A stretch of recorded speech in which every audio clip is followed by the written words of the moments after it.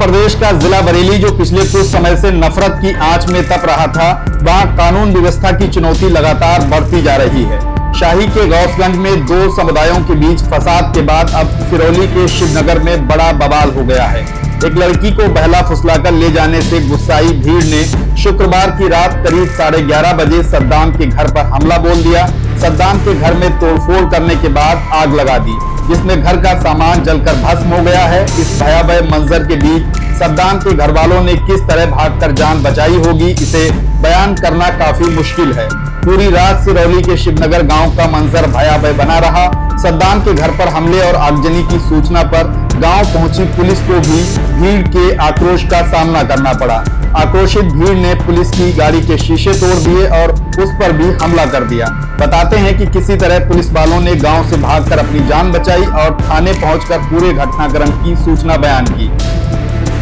इसके बाद भारी संख्या में पुलिस फोर्स गांव भेजा गया। पुलिस ने गांव पहुंचकर स्थितियां कंट्रोल की, लेकिन इससे पहले तक गांव में अफरा तफरी और भारी बवाल मचा रहा।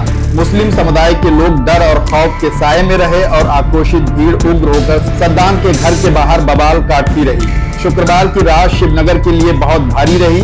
आधी रात को फोर्स पहुंचने के बाद गांव छावनी में तब्दील हो गया और यहां चप्पे चप्पे पर पुलिस का पहरा लगा दिया गया है। एसएसपी अनुराग आर्य ने इस मामले में लापरवाही पर इंस्पेक्टर समेत 3 पुलिसकर्मियों को सस्पेंड कर दिया है और रात में ही सद्दाम और युवती को बरामद कर लिया गया है। दोनों को हिरासत में लेकर पूछताछ की जा रही है।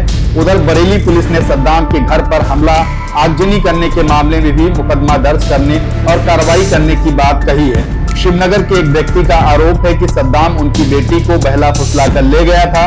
6 दिन तक पुलिस ने कोई कार्रवाई नहीं की और इसी को लेकर गांव की भीड़ उग्र हो गई, जिसने सद्दाम के घर पर धावा बोल दिया।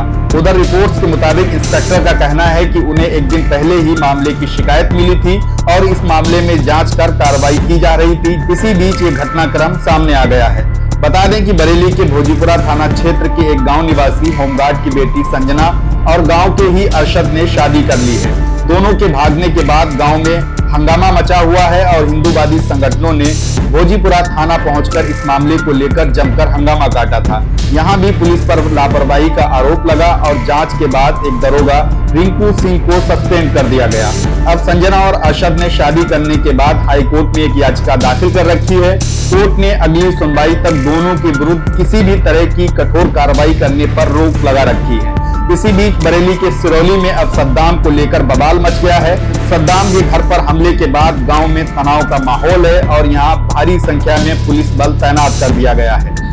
इससे पहले 19 जुलाई को बरेली के शाही थाना क्षेत्र के गौसगंज गांव में 2 समुदायों के बीच बवाल हो गया था। इसमें पूर्व प्रधान तेजपाल के बेटे की मौत हो गई थी। इस प्रकरण में बख्तावर मुख्य आरोपी है और पुलिस ने 45 आरोपियों को अब तक जेल भेज दिया है।